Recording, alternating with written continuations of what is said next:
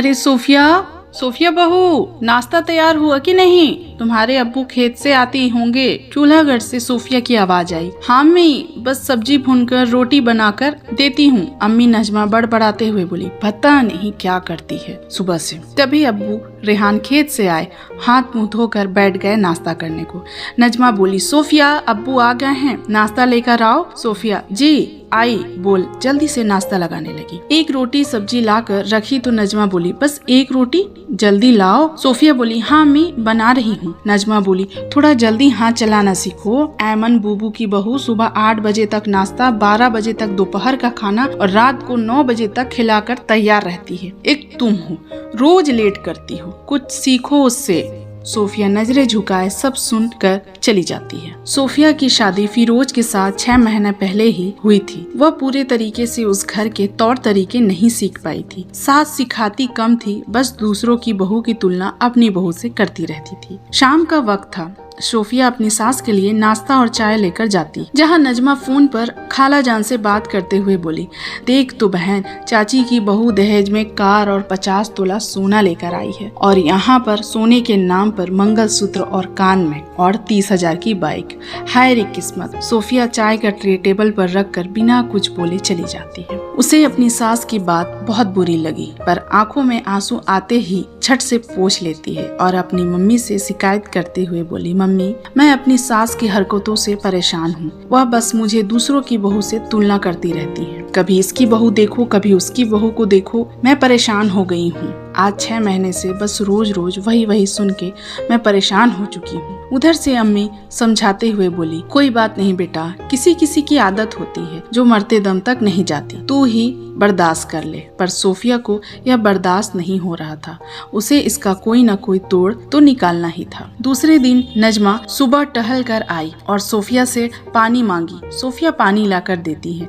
नजमा बोली, जानती हो बहू, अभी 1 महीने पहले हमारे जामनगर वाले मामू ने जो शादी की है अपने बेटे की। सोफिया खुश होते हुए बोली, हाँ हाँ अम्मी, अशरफ की ना? नजमा बोली, हाँ उसकी बीवी तो बड़ी अच्छी है। सोफिया ने पूछा, कैसे? नजमा बोली, अरे बहू सरकारी नौकरी में है और तनख्वाह आते ही अपनी सास के हाथों में पूरी तनख्वाह पकड़ा जाती है। मोमानी की किस्मत का क्या कहना, एक हम है, धीरे से कहती है। सोफिया बोली, हाँ अम्मी, आपके जैसे मेरी किस्मत भी खोटी है। आपके मुंह से सभी के बहू की तारीफ सुनती हूँ, पर मेरी किस्मत देखो, आपके मुंह से मेरा नाम बस मेरी बुराई के लिए ही सुना है। वो सारी बहू कितनी किस्मत वाली हैं जो उन्हें उन जैसी सास मिली। जैसे ही सोफिया के मुंह से यह बात नजमा ने सुनी, जोर से बोली, सोफिया तुम्हारे कहने का मतलब क्या है? मैं क्या तुम्हें खराब नजर आती हूँ? तारीफों वाला काम करोगी तभी तो तारीफ होगी ना। सोफिया नर्म लहजे से बोली, अम्मी आपको क्या लगता है, आप जिन बहुओं की तारीफ सुनकर आती हैं, क्या उनमें बुराई नहीं है? इस दुनिया में कोई ऐसा नहीं जिसमें कोई खामी न हो। उन बहुओं की सास तारीफे काबिल हैं जो सिर्फ बहू की तारीफ ही दुनिया को बताती हैं, बुराइयां नहीं, क्योंकि मजे लेने के लिए दुनिया हमेशा तैयार रहता है। आप मेरी बुराइयां करती होंगी, वो लोग मजे लेते हैं, और वो लोग अपनी बहू की तारीफ करते हैं, आपको बुरा लगता है और आप मुझे सुनाती हो। आपको मालूम है, ऐमन फूफी की बहू जो जल्दी खाना और नाश्ता परोसती है, क्यों? क्योंकि फूफी खुद साथ में खाना बनाती हैं, जो आप तो बिल्कुल नहीं करती, बस बैठे बैठे ऑर्डर लगाती हैं। क्या यह बात फूफी ने कभी बताई? चाची की बहू कार और सोना लेकर आई है तो वह खुद एक डॉक्टर है और उनका बेटा भी डॉक्टर है। आपके बेटे के पास तो गिन के 4 ही खेत हैं। बुरा मत मानिएगा मम्मी जी, पर सच तो सच है, तो जितना मिला है उतना काफी है। और सुनिए, जिन मोमानी की बहू नौकरी वाली है, पैसा अपनी सास को देती है, वो बहू घर के एक काम नहीं करती। मोमानी नौकरों की तरह सारा काम करती है, यहाँ तक कि बहू के कपड़े तक धोती है। यहाँ तो आपके कपड़े मैं धुल कर देती हूँ, वो भी स्त्री करके, तो भी कभी नाम नहीं लेती। आपको ये सारी बातें किसी ने नहीं बताई क्या? नजमा का मुंह एकदम से खुला का खुला रह जाता है यह सारी बातें सुनकर। सोफिया कहती, अम्मी माफ कीजिएगा, मेरा इरादा आपका दिल दुखाने का नहीं था, पर आपको समझाना जरूरी था।